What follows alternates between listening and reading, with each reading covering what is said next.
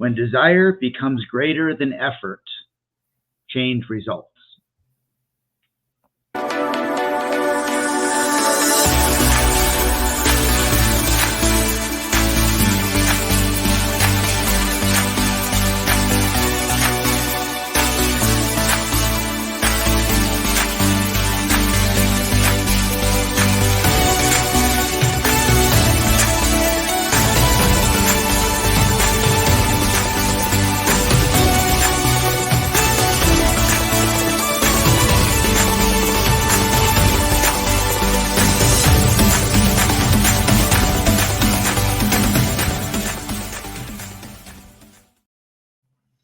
What's up, champions? Welcome to another episode of Champion Reads, the podcast where we jump into best-selling books by best-selling authors and their best principles. My name is William Blake.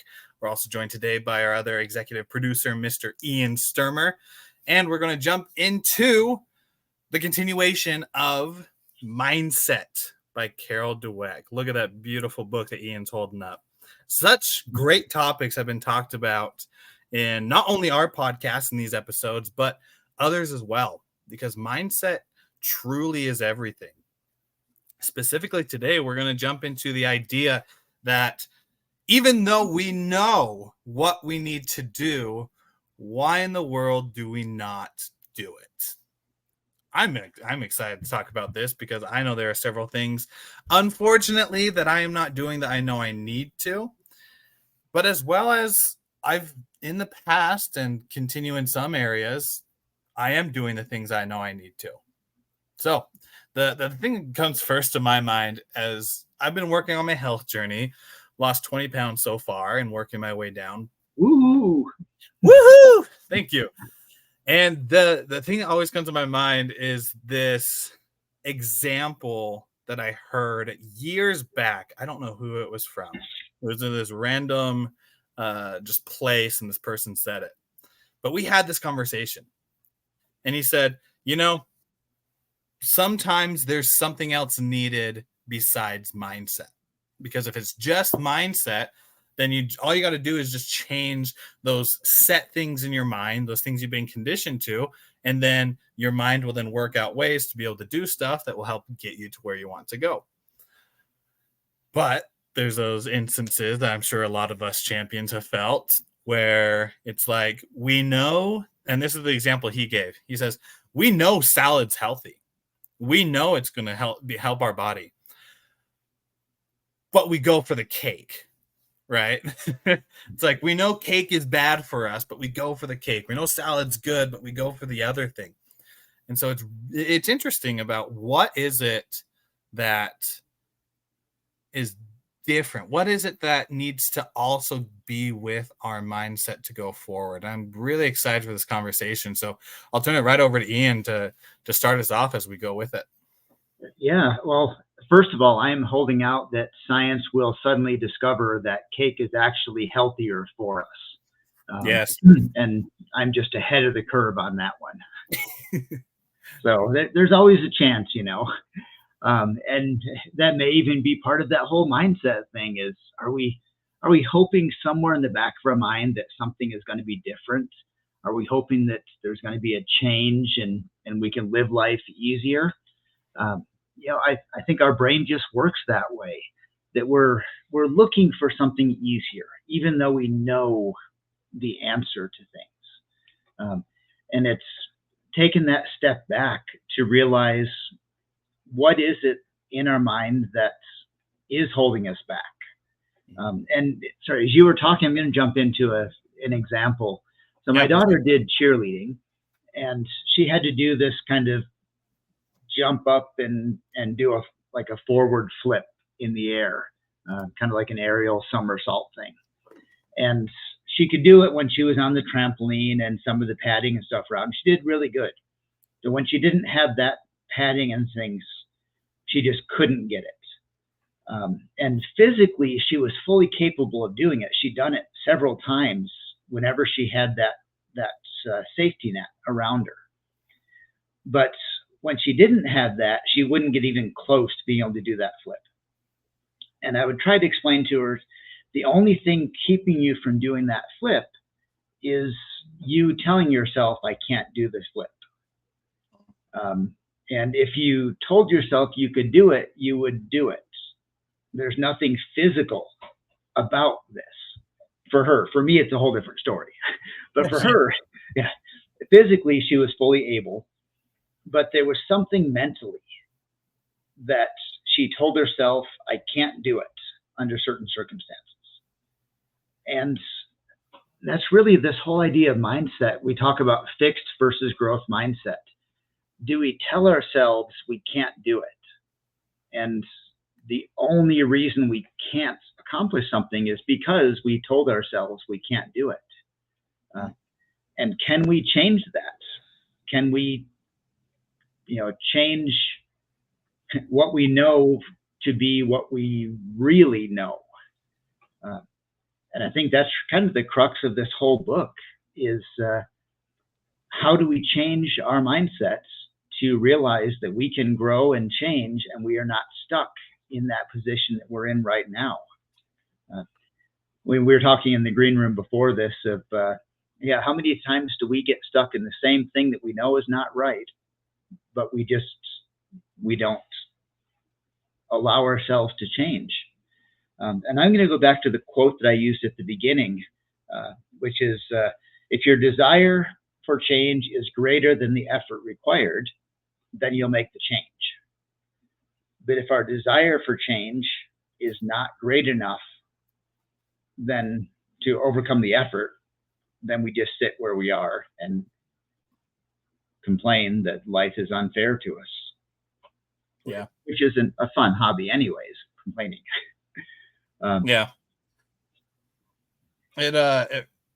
You make a great point, because there's got to be something more than just the way that we think. Because so many people, I can't remember the phrase, but I think it's overthinking. I think that's the phrase. To where we get in the as a joke. Yeah, overthinking, where we get in this mind of we got to think our way through things. And of course we got to think our way through things. And of course our thoughts are very important, and it leads to the words we use, our habits, which then leads into our character and our destiny that we go forward with. But with our thoughts, as we overthink, I think there's I don't think it's a golden line, or like a strong, I don't know the wording for it, strong line for the difference, like black and white. I think it's more of a gray area of what you need. Because when it comes to desire, as I add that in there, desire makes us want to do something. And it's the very first thing that we need to be able to start anything. Right? At Champion Circle, we go over the Think and Grow Rich principles. Very first one is desire. Because if you don't have a desire, you don't want to change. There's nothing to do. Why would you change if you don't need to? Right? There's got to be something on the other side. Some want, some need. I don't think it's ever a need. All we really need is like water, food, and shelter. And friends. Friends should be in there as well. But the want, it's got to be strong enough to be able to overcome the conditionings that we've had and the habits that we've had for 10, 20, maybe even 30, 40 years in our life, right? I don't know about you. It's very difficult to break a habit that you've been doing for 20 years in your life.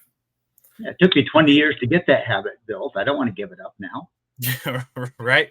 Eating cake, woo! Yeah. But in that process, it's what desire do you have to be able to surpass that?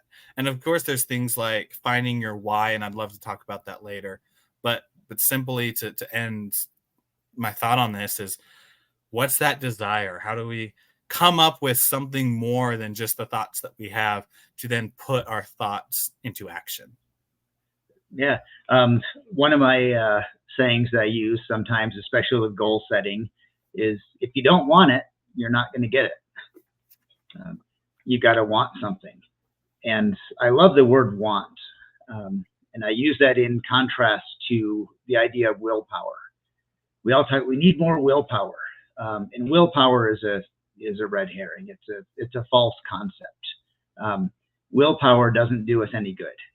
Want power is what gets us there. Willpower is telling us to do something we don't like. Want power is telling us to do the things we want. And I'm going to use your example of losing weight, and congrats on how far you've done so far. Thank you. But it's willpower to not eat a piece of cake, but it's want power to want to be in better shape. And when that want to be in better shape is stronger than the want to eat cake, then you will decline the cake because you have a stronger want in there. And if you try to say it's willpower and change yourself through willpower, you're just telling yourself to do things you don't want, rather than recognizing what you truly do want. We truly want to be healthy more than we truly want the shiny objects, the squirrel moments, the little pieces of cake. And when we can focus on what we really want, I think that's when the change becomes easier. And I use the word mindset incorrectly according to this book all the time. And I use the word mindset to be just how we're thinking about things, how we view something, as opposed to Dr. Dweck's definition of a change or a fixed mindset versus a changing mindset. But I'm going to, as you were talking, it reminded me of another principle I'm going to jump into here. Sorry, as we ADD kicks in and we jump around. Yeah. What keeps me from changing? And first of all, there's a strong enough want, but second is pride.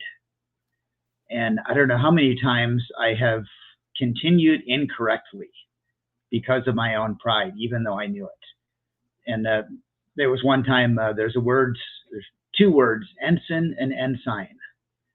And I was pronouncing them both ensign, which is a rank on a ship in the Navy, as opposed to ensign, which is like a banner or something you hold up, and please don't fact check if I get that wrong. But I was calling it ensign, and it came out that I was using it incorrectly.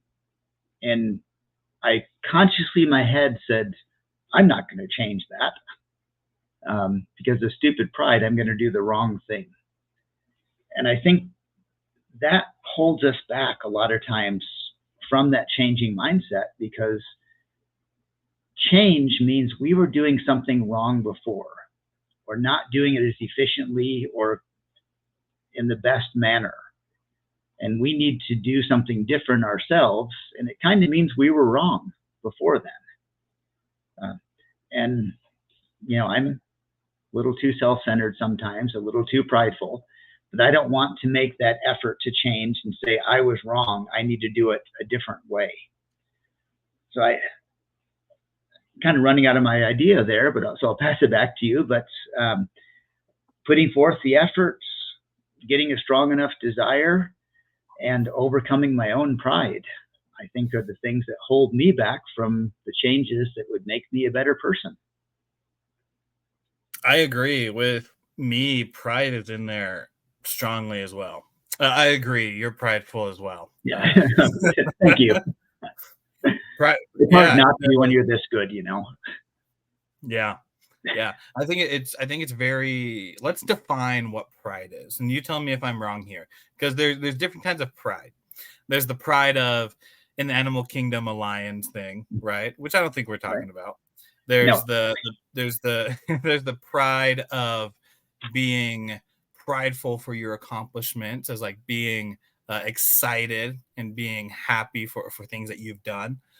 I don't think that's the pride we're talking about. I think the pride that you brought up, and again, please correct me if I'm wrong, is more on the ego side. The pride of I am better than this thing, or I am better than this person.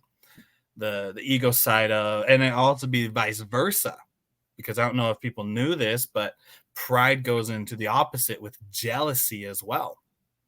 Like the true definition of being humble, it's being confident in yourself, but knowing that there's a higher power who's helping you out, and that's not just you doing it.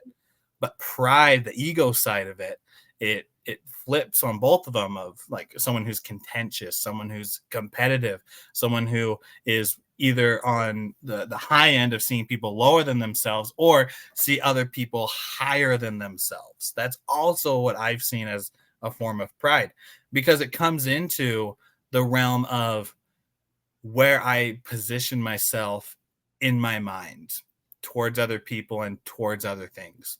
So as I think about as I'm trying to accomplish things, I think of, am I good enough to do this? And that comes out in both ways.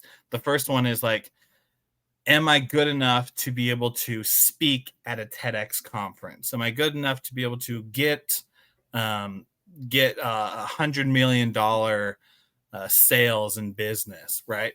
The things of, am I good enough to get those things that are above me? Kind of that jealousy side. And then there's also the side of, am I good enough?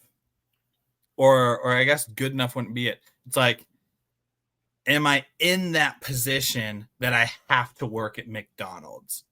Am I in that place to where I have to make 100 cold calls on the phone, right? It's just like, I'm too good enough for that to happen.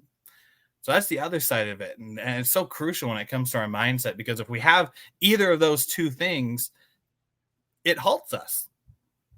It stops us from getting to where we want to go. Because when we think about it that way, we think we stop being curious, stop being adventurous, and stop doing the things that we need to. And rather, we're just like, I'm going to choose the things that I think are going to go on my path, but not in the way of progression, but the way of probably degression, if that makes sense. It does, yeah. And I wrote down some notes as you were talking here. I love that, am I good enough?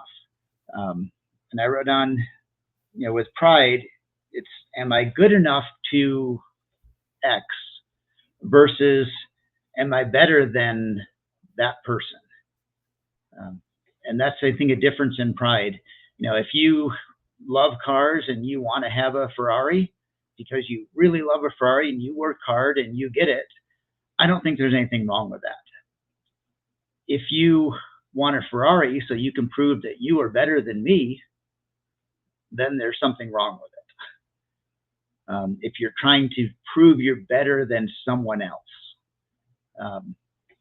then that's a negative pride, because it's built on a false premise. It's not built on you being good. It's built just as much on someone else being bad, and those are not equal things.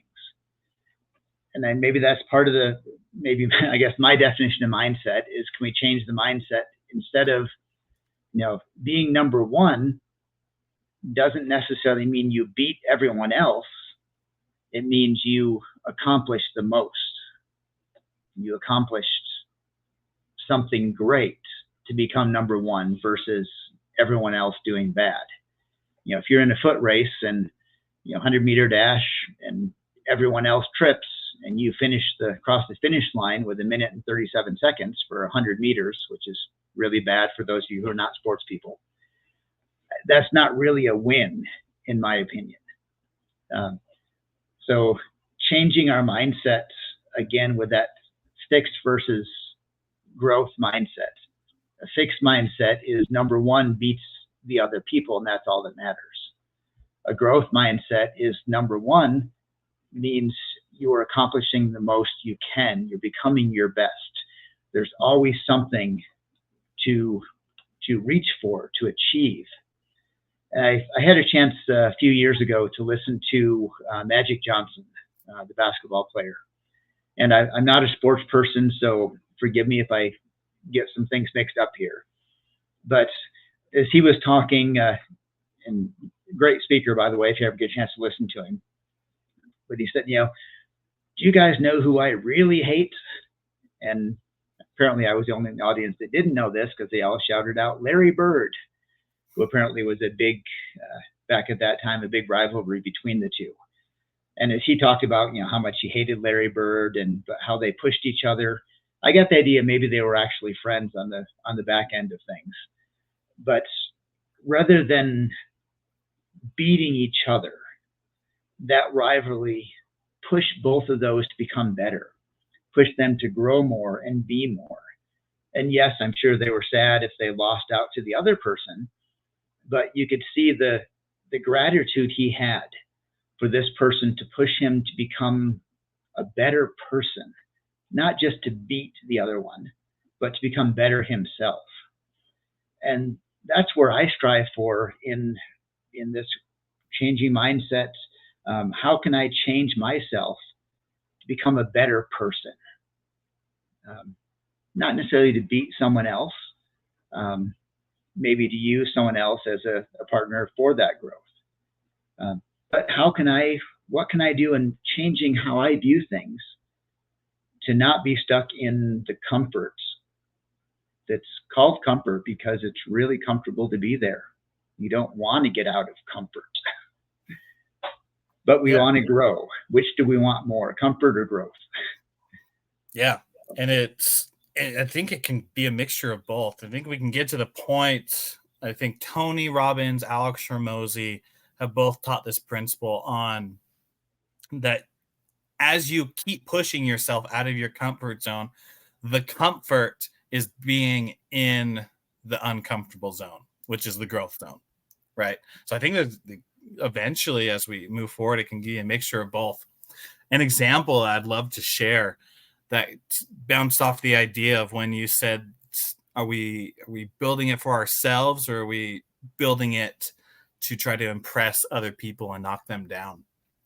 It reminds me of the example of, if you want to have the tallest tower, you can do one of two things. You can build your tower the tallest that you can, or you can knock down everyone else's tower. Nobody likes the person who knocks down the other person's tower. But if you think about it, if you are an individual who are trying to knock down everyone else's tower so that your tower is simply standing there by itself, you're in the realm of a big rubber band ball, the biggest rubber band ball in the world that people come to, the attraction, middle of nowhere, that you might get little souvenirs or whatnot, but you look at it, see a rubber band ball, might gaze at it and take pictures for a few minutes, but then people will leave and probably never come back again. Like, if you've seen it once, why do you want to come back? But instead, I think we want to be the individuals of building the tallest towers. And I don't think it's just our tower, because as we build our tower as tall as we can, we start helping other people build their towers as tall as they can. So instead of just one tower, we have multiple towers, which then becomes a city. And in a city, people are more likely to stay there, because not only is there just your tower, your thing, there's multiple things. And so people will continually see what you're doing, continually be there, not only for a few seconds, not for a few minutes taking pictures, but will want to come back over and over and over again.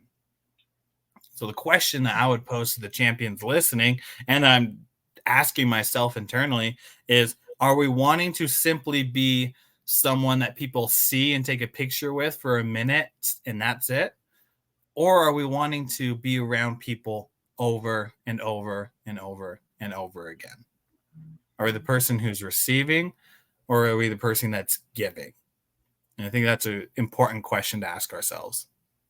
I love that. And to me, it goes the idea of substance. As you mentioned, the largest rubber band ball reminded me a story within a book, fiction author Don DeLeo. If I'm pronouncing that DeLillo or DeLeo, I forget how to pronounce it. He has a book called White Noise. And in this book, the main character goes to visit the most photographed barn in America. And people go to this barn to take a picture of the barn because it's the most photographed barn. And it's the most photographed barn because people come to it to take a picture. It's only famous because people do the thing it's called, but there's no substance behind it. There's no reality. And maybe that's part of our changing mind. Are we setting goals? Are we trying to achieve change, which is a change of substance, which is something that's of value to us and will truly make a difference? Or I'm going to say New Year's resolutions. most common New Year's resolutions are going to the gym and losing weight. And I think those are the most common ones because they're the most common ones. Not that they aren't important, but those aren't the goals that most people or many people have set in their mind that they truly want. It's the easy one to say. No one's ever going to question you when you say, oh, my New Year's resolution is to lose weight. Oh, great. My New Year's resolution is to earn $1 million. Well, how are you going to do that? Why do you want money? Why are you so selfish? What are you going to do with them? It opens up all these questions. So sometimes we just go to the easy things rather than the things of substance. It's the old saying, if you have to choose between the easy thing and the hard thing, choose the right thing. Are we looking at the changes we want to make in the terms of what is a substantial change that will improve my life and or the lives of those around me, as opposed to, this is a common goal everyone says, so that's easy to say without meaning it. And it kind of goes back to my quote at the beginning. If our desire is greater than the effort required, then we'll make a change. But if we're trying to make changes that we don't truly desire, then that desire will never grow greater than the effort required. And we give up, we say we can't do it, we enjoy the comforts that we're in without ever trying to achieve better because it's good enough. And to spew another platitudes, good is the enemy of great. If things are good, we don't have a desire for great. If things are bad, we want to move. So I'm going to just kind of give my final point on this. The whole idea of mindset is desire. If you desire to change, and if that desire grows strong enough, you will look for ways to do it. And I highly recommend to pick up a copy of Mindset, read it if you haven't yet, because Dr. Dweck goes through really specifics about how you can change and showing that change is possible, change is real, change is something that anyone can do, and goes through how to build that desire to change and the steps you can make. But without desire, we're not going to do anything. There's no reason. If you don't want it, you're not going to get it. And you're going to be satisfied with good instead of experiencing the joy of accomplishing great things. Well said. Yeah, thank you for your final thoughts. And as I wrap up mine, I'll reiterate and double down on what you're talking about. That good is not the enemy of bad, but the enemy of the great. Because if we are bad at something, let's get good. And if we are good at something, let's get great. And I think a lot of us we want the great. We are striving for that final destination, that end zone, that finish line, whatever that goal, dream, or vision is that you're working towards. We are wanting that. So we are expecting the outstanding that we're aiming for. But when it comes to the actions that we're taking, a lot of us are trying to go from bad, maybe good, to the outstanding, which is way out there. I know my hand's like, woo, past my laptop. Way out there. When it comes to our actions, I think that when it comes to the mindset, when we talk about turning it into action and like, why don't we do the things that we know that we should? I think it's because we are not breaking it down small enough. And small enough in the realm of even just being simple, good things. We might want to be as social as we want. We might want to walk out in the street and have money to hand out to strangers and give a smile and say, hey, how are you doing? Have a full-blown conversation. That might be a goal. But if all you can do is a smile, and that's more than you've done before, you're doing great. You're doing outstanding. It's about the small and simple things as you go forward.